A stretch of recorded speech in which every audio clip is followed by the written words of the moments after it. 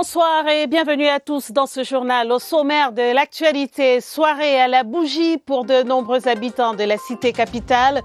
Les coupures intempestives de l'énergie électrique ces derniers jours suscitent la colère des usagers. Comment s'adaptent-ils? Nous le verrons dans ce journal. Le monde du théâtre mobilise sa créativité pour survivre. Le rideau est tombé il y a un an du fait de la pandémie de Covid-19. Ce 27 mars, c'est Journée mondiale du théâtre. Et c'est parti pour le 3e meeting interclub d'athlétisme. Coup d'envoi ce samedi à Douala. 4 clubs se disputent le titre de champion du Cameroun. Voilà pour les titres.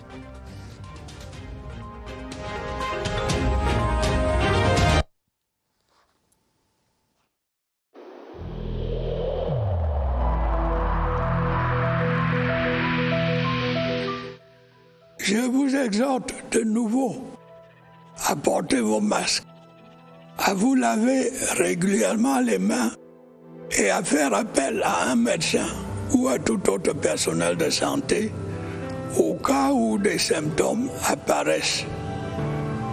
C'est le seul moyen de préserver les vies et de freiner la propagation du virus.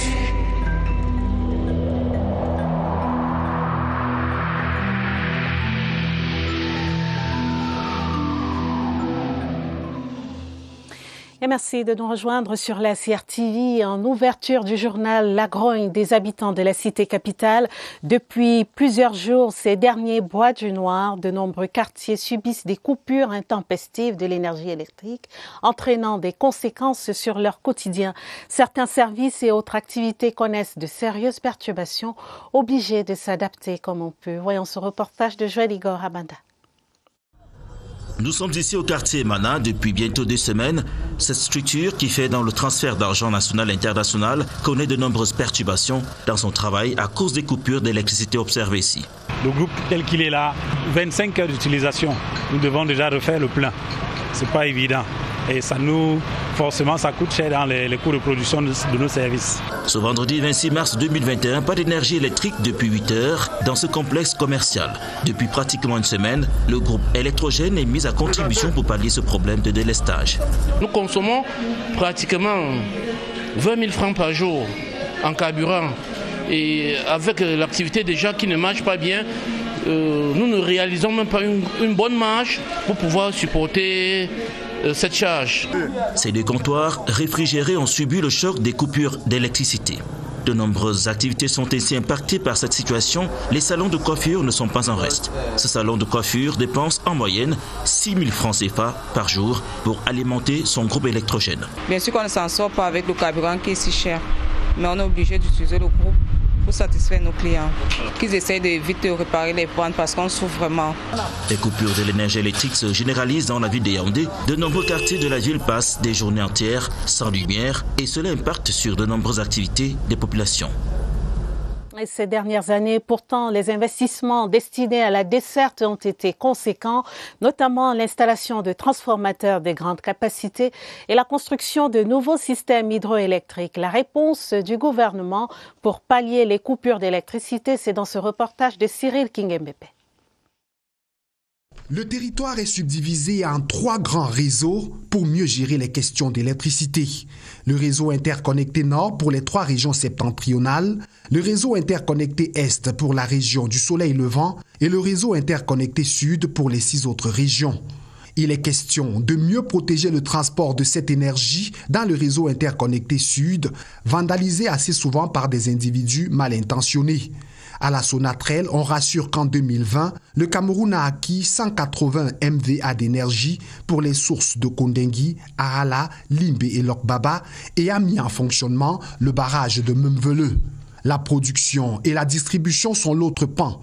Pour avoir la bonne énergie à domicile, l'opérateur Eneo remplace en ce moment les poteaux bois et propose des facilités telles les compteurs prépayés pour éviter les pertes. Le réseau interconnecté Nord, que vient de visiter le ministre de l'Eau et de l'Énergie, est mis à mal par le faible stock d'eau à lac d'eau. Et certains des transformateurs démantelés à Ala sont à l'arrêt pour des travaux. Mais le gouvernement rassure et donne des directives pour maintenir les secteurs productifs en marche. Enfin, le réseau interconnecté Est s'appuie sur le barrage de Lompangar et quelques postes de transformation. Il sera bien loti dans les prochains mois avec l'exploitation de l'énergie attendue de ce barrage. Pour une cacaoculture durable et de qualité dans la zone de Mindourou, c'est dans la région de l'Est, l'AFD, l'Agence française de développement et le ministère de l'Agriculture viennent de signer une convention de partenariat dans ce sens. Les documents étaient paraphés hier vendredi par l'ambassadeur de France au Cameroun, son Excellence Christophe Guilou, et Gabriel Mbaye-Robé, le ministre de l'Agriculture. Les détails avec Étienne Pascal Azégué. Ces signatures viennent baliser les voies du projet pilote de promotion d'une cacaoculture à Mindourou, dans le Oignon, à l'est du Cameroun. Le gouvernement français, à travers son ambassadeur au Cameroun, Christophe Guilou, et le ministre de l'Agriculture, Gabriel Mbaye-Robé, scellent ainsi l'accord d'un financement de 196 millions de francs CFA avec l'Agence française de développement et l'opérateur économique privé Palisco. Derrière cet accord, ce qu'on cherche, c'est à augmenter la production de cacao, mais tout en respectant bien entendu le développement durable du Cameroun. Et ce que l'on souhaite, c'est que la culture du cacao ne se fasse pas au détriment de la déforestation. Les bénéficiaires de ce projet seront capables de produire un cacao durable et rémunéré à un juste prix. L'un des défis de la culture du cacao camerounais, c'est la productivité, d'accord, mais aussi c'est la qualité. Parce que derrière ça, il y a des producteurs de chocolatiers et en plus ça développe toute la chaîne de valeur. Cette convention vient rehausser la filière cacao au Cameroun, qui est la deuxième source agricole d'exportation. Et les producteurs sémenciers de la filière pommes de terre dans la région de l'Adamaoua sont à l'école des méthodes modernes de travail. C'est à la faveur d'un atelier tenu récemment en Ngaoundéré sur l'amélioration de la production et la conservation des semences et variétés. Le compte rendu de Ibrahim Mohamed Abbassi en Ngaoundéré. La filière pommes de terre dans la région de l'Adamaoua est rongée par les méthodes techniques de travail archaïques. Conséquence, la production peine à couvrir la forte demande de consommateurs. Cet atelier de Ngaoundéré fertilise ainsi le terrain et creuse le sillon de l'amélioration de la production. Nous avions aujourd'hui des nouvelles techniques de multiplication des semences. Nous aurons en quantité et en qualité pour servir vraiment la population camerounaise. Avec ces enseignements, les semences de l'espoir de la compétitivité de la filière sont mises en terre. Maintenant que la filière vraiment s'implante dans la région de Maouan, nous espérons qu'il y aura ces semences en permanence chez nous.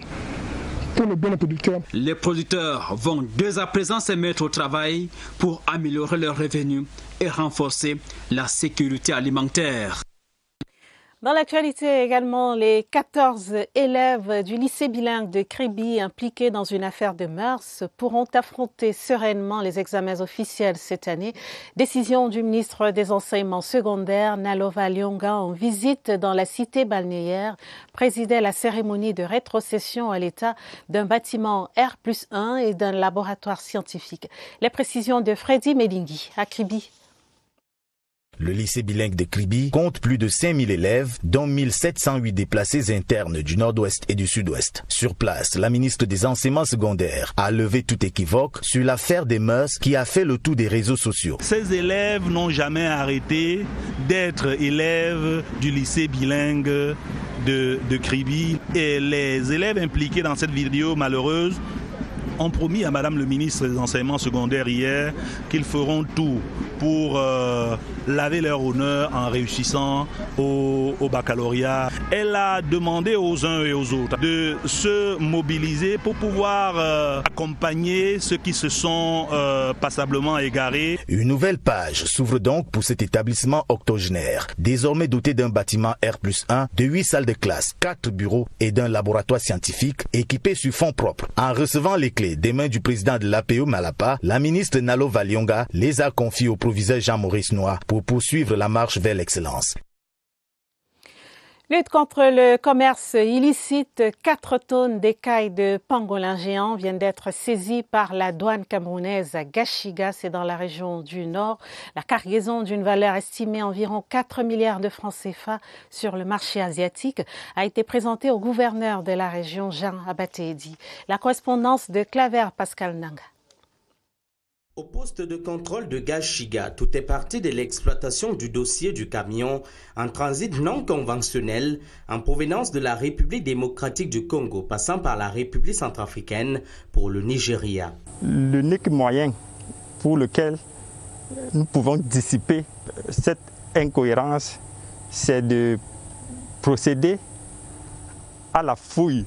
La fouille systématique du camion, immobilisé par les éléments du bureau principal des douanes hors classe de Gashiga, permet de découvrir la cargaison d'écailles de pangolin, une espèce animale protégée et menacée d'extinction. Les marchandises dont il est question sont davantage destinées pour le marché asiatique et c'est bien à partir de ce marché que les valeurs sont prises. Une importante saisie opérée par la douane camerounaise qui intensifie des actions dans la lutte contre le trafic illicite. Pour le chef du bureau principal des douanes hors classe de Gashiga, Forga Sylvanus Kwekam, les mesures de surveillance renforcées, les équipes restent mobilisées et déterminées en vue d'endiguer ce fléau. Vous avez égaré votre pièce d'identité ou des documents importants, ce reportage vous intéresse. Grâce à l'application Find My Piece, il est désormais possible de les repérer sur la toile. Cette application numérique a été conçue par de jeunes start-upers camerounais. Suivons ce reportage de Irène Zenafouda. La toile fait briller l'étoile de l'application virtuelle Find My Piece qui fait la lumière sur les pièces d'identité et autres documents égarés par Megad. Nous avons mis sur pied un logiciel sur l'application Play Store qui consiste à récupérer les pièces égarées comme CNI, passeport, diplôme, permis de conduire. Nous avons une équipe que nous avons mis sur pied. On retrouve la pièce, on l'enregistre et on la met dans notre plateforme. La bonne adresse qui se télécharge dans Play Store laisse les traces de tout ce que l'on recherche d'utile. Il suffit tout juste qu'il entre les catégories de sa pièce concernée. Il lance la recherche dans le boucle Star. Directement, il aura un numéro qui va s'afficher. Soit il va appeler ce numéro ou bien il va donc localiser ce numéro à base d'un GPS. Ce fruit de l'imagination de jeunes start-upers offre donc aux personnes victimes de perte de documents importants la possibilité de retrouver des choses qui leur sont chères après une navigation sur le net. La réforme budgétaire dans les États de la CEMAC, c'est le titre d'une thèse de doctorat PhD qui vient d'être soutenue à l'Université de Douala. La production scientifique et intellectuelle de Achille Bassahak, qui a reçu la mention très honorable, fait un état des lieux de la réforme budgétaire de notre sous-région en combinant droit communautaire et droit interne. Plus de détails avec Léon Bertrand Tanefo à Douala. Les États de la CEMAC, en proie à des difficultés économiques depuis de nombreuses années, ont procédé à l'adoption de certaines réformes, tant au niveau communautaire qu'étatique, pour assurer leur émergence. Seulement, le renouveau budgétaire tant souhaité se heurte encore à certaines contraintes et Achille Nestor Bassahak analyse les normes et les acteurs, le cadre stratégique du développement pour aboutir sur un objectif de performance, socle de croissance. Avec la réforme, c'est la gestion par objectif, c'est la fixation des indicateurs et il est question véritablement de faire du budget un levier pour la croissance économique et le développement de nos pays. Une thèse de 453 pages acceptée par le jury qui lui a d'ailleurs attribué la mention très honorable. On constate à partir de son étude qu'il y a effectivement une influence du droit budgétaire de l'ensemble des États à partir des instruments communautaires. Performants. Une nouvelle thèse qui enrichit la recherche à l'Université de Douala, comme de nombreux autres, défendus pendant cette session des soutenances. Les ressortissants du Ngok-Etundia plaident pour un retour à la paix dans ce département. Ils étaient réunis ce samedi à Yaoundé dans le cadre d'une conférence pour la paix. Les enjeux de la rencontre dans ce reportage de Raïssa Ndié. Les fils du département du Ngok-Etundia rassemblés à Yaoundé pour chanter l'hymne de la paix. Le département du Ngok-Etundia a eu trop de problèmes pendant 4 ans où les enfants ne partent pas à l'école. Donc, tout le développement de Ngok-Etundia est en arrêt. On est en train de chercher tous les moyens pour que la paix revienne dans le département. Au cours de cette conférence, 3 commissions voient le jour. Aussi, un appel est lancé aux ex-combattants de cette circonscription. Il y a une commission pour la paix, pour l'éducation, et il y a une autre commission pour prendre les résolutions. Le chef de l'État a créé un centre pour les remettre comme des bons citoyens. On est en train de les supplier de sortir, laisser les armes et venir entrer dans ce centre. Il est à préciser que l'association culturelle et de développement du Ngok-Etundia œuvre depuis 2007 pour l'éclosion de cette localité.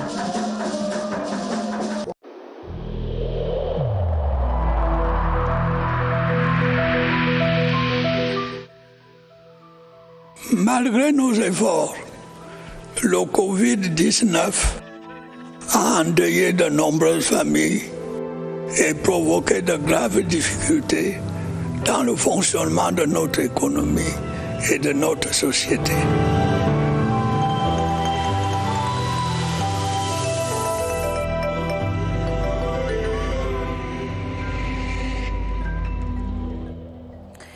Lutte contre le coronavirus, la riposte passe aussi par le testing massif. Les étudiants et le personnel de l'université de Buea se sont pliés à cet exercice. L'opération des testings massifs s'est achevée ce samedi sur le campus de l'université de Buea avec un fort taux de participation. Quelques cas positifs ont été enregistrés et pris en charge par la délégation de la santé pour le Sud-Ouest. Évariste Yenga. L'université de Buea n'est pas propre qu'à vue d'œil. Les petits soins sanitaires sont aussi accordés aux étudiants. Comme ici, les dernières vagues d'apprenants venus effectuer leur dépistage Covid-19. Le maître des lieux tient à cet exercice de la prévention de la maladie à coronavirus. La campagne provient de l'observation que cette deuxième vague est tellement dangereuse. C'est très étendu. Et lorsque nous regardons même les décès, on constate se retrouve dans une situation plus difficile, plus dangereuse. En 2 semaines, l'on dénombre des milliers d'étudiants soumis à cet exercice sanitaire. Mais avant et après la campagne de dépistage, le quotidien, c'est la prévention par les mesures barrières. On a les points de lavage de mains, on les a multipliés. Récemment même, on a essayé d'engager encore plus de fonds dans notre budget pour s'assurer que les savons, les autres produits qu'il faut, désinfection du campus se déroule de manière périodique. Chaque test est analysé ici dans le laboratoire avant la publication des résultats. Ce laboratoire qui a le mérite en même temps de desservir toute la région du Sud-Ouest. Et sur les contours de ce testing massif à l'université de Buea, retrouvons Évariste Yenga et son invité du jour sur le campus, baptisé UB, The Place to Be. Bonsoir Évariste. Bonsoir, ce sont des milliers d'étudiants qui sont soumis au dépistage Covid-19 ici à l'université de Buea, une université où nous nous trouvons en ce moment. Le docteur Nkonlak Cyril, le médecin interniste, est notre invité ce soir. Il est également neurologue de la faculté de médecine et de l'hôpital régional de Buea. Bonsoir docteur. Merci, bonsoir monsieur. Merci d'avoir accepté notre invitation. Dites pourquoi cette campagne de dépistage? Alors pourquoi cette campagne massive de dépistage? Ça nous permet au sein de l'université de savoir quel est le nombre de personnes actuellement atteintes par le Covid-19 et de savoir où ils se trouvent, quelle institution de l'université ils se trouvent. Cela nous permettrait de mieux implémenter les mesures barrières édictées par le chef du gouvernement. Et qu'est-ce que l'on fait des cas positifs? Alors les cas qui sont testés positifs, Il faut remercier la délégation régionale de la santé publique qui nous a mis à notre disposition des médicaments gratuits qui se trouvent au sein du centre médico-social de l'Université de Buea.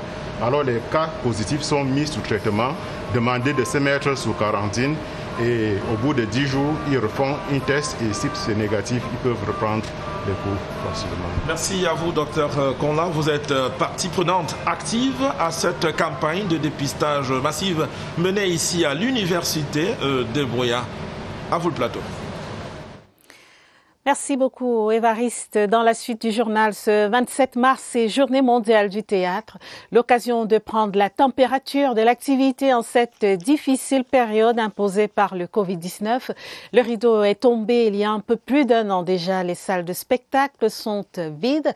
Les pièces de théâtre n'ont pour public que leurs propres acteurs. Le secteur trouve néanmoins les moyens de se réinventer pour faire survivre l'art. Laurence Ocalia. Le théâtre s'éteint à petit feu dans une pièce où s'abrite le 7e art en cette période de crise.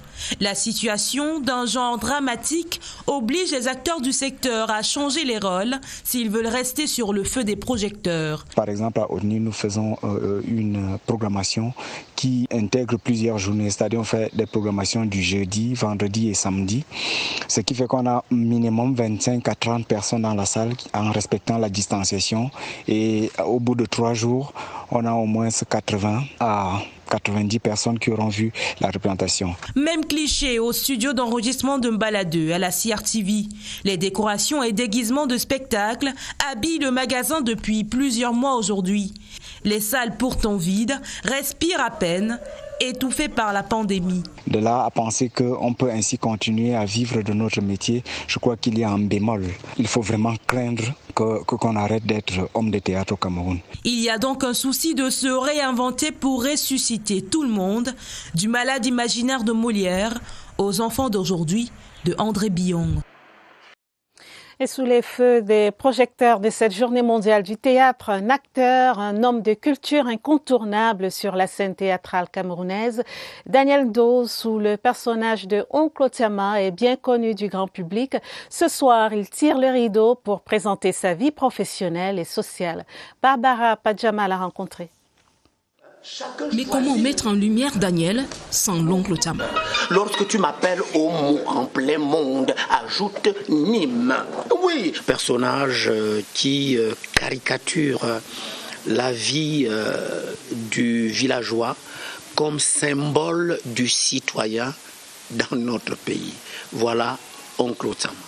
Dissociable, même si 63 années les unit. Encore élève à 10 ans, Daniel incarne un rôle initiatique d'infirmier, comme papa à Meganga, qui, fier des premiers pas d'acteur de son fils, lui délivre son tout premier cachet. Il m'a donné 250 francs CFA de l'époque. En 1957. La formation est allée vite sur le tas. Daniel a intégré des troupes du théâtre national. Ambroise Mbia, Marcel Wando II et d'autres lui ont appris quelques jeux d'acteurs. Cet homme de culture joue plusieurs rôles. Auteur comique, auteur d'œuvres théâtrales, enseignant. Derrière les rideaux, ce chef de famille cache d'autres passions. Je danse quand cela me prend, je joue à la guitare et je chante. Conseiller principal de jeunesse et d'animation, enseignant, Daniel fait de temps en temps appel à l'oncle Otiama pour passer à son tour les textes relais du théâtre au Cameroun.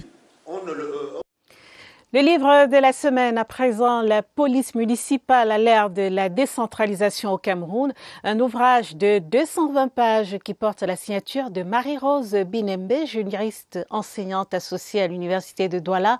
L'auteur s'intéresse au rôle et au fonctionnement des polices de mairie de plus en plus visibles dans nos agglomérations citadines. Serge Tanganabiso. Terreur et absence de professionnalisme, voilà ce qu'inspire à Ouara le petit nom de la si détestée police municipale. Savez-vous seulement quelles sont légales ces hordes de gros bras? Le livre de Marie-Rose Binembe nous le révèle. En 220 pages, on trouve le fondement juridique de la fonction, le statut, droits et devoirs du policier municipal, le type d'uniforme qui rend visible leurs actions, mais aussi leur présence.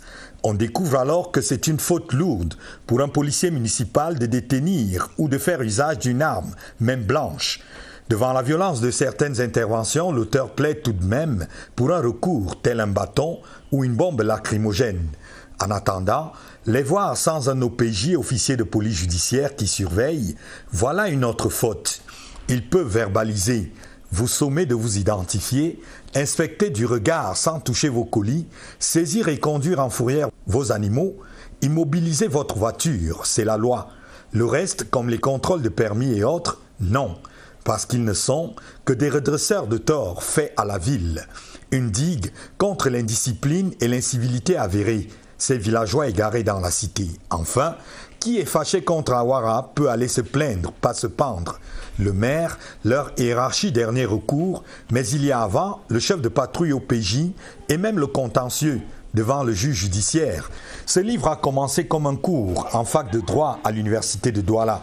On ne regrette pas sa mue en un titre, la police municipale à l'ère de la décentralisation au Cameroun. Édition Monange. Une police de plus? Non. Une aide simplement, avec des muscles gros comme des jambons.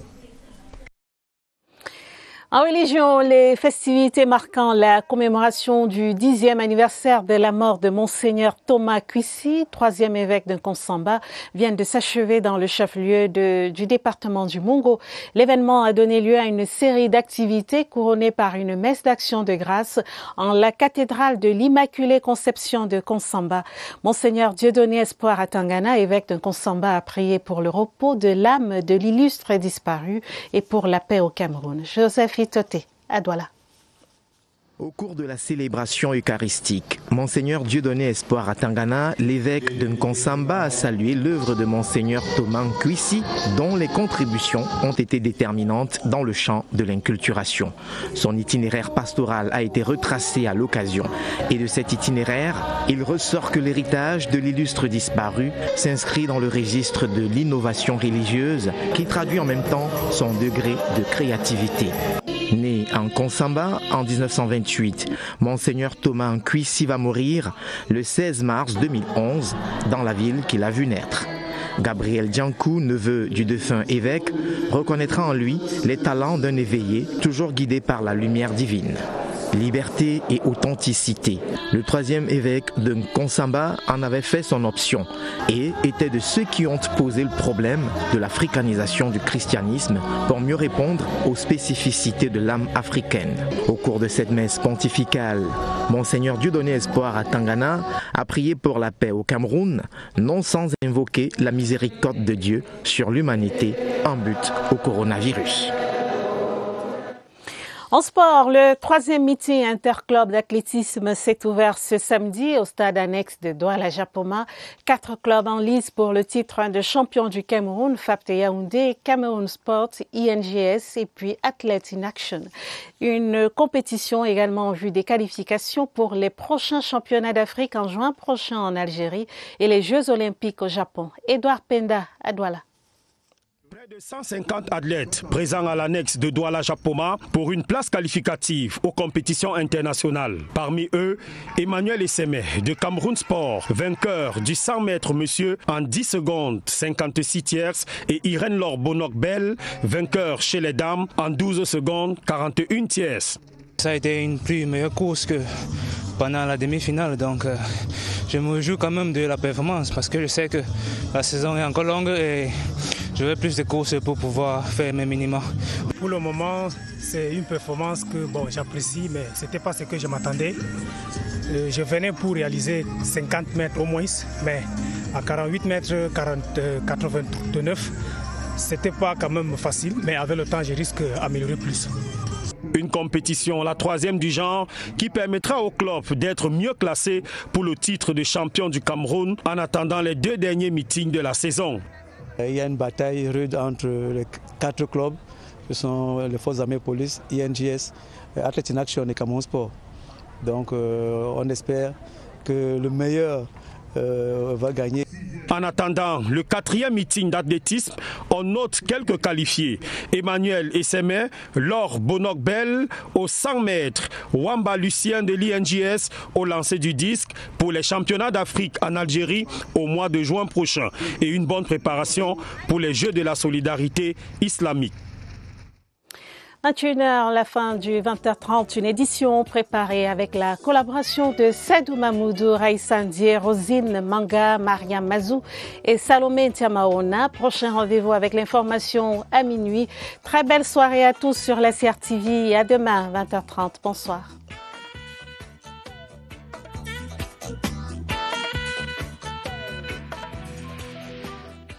Je vous exhorte de nouveau à porter vos masques, à vous laver régulièrement les mains et à faire appel à un médecin ou à tout autre personnel de santé au cas où des symptômes apparaissent. C'est le seul moyen de préserver les vies et de freiner la propagation du virus.